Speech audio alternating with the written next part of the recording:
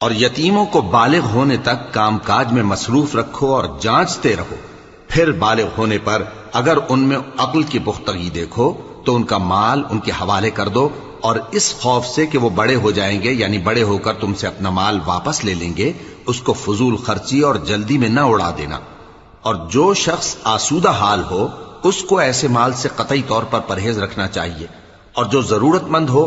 وہ مناسب طور پر یعنی بقدر خدمت کچھ لے لے، اور جب ان کا مال ان کے حوالے کرنے لگو تو گواہ کر لیا کرو،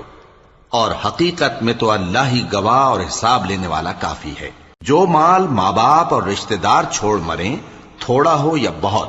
اس میں مردوں کا بھی حصہ ہے اور عورتوں کا بھی، یہ حصے اللہ کے مقرر کیے ہوئے ہیں۔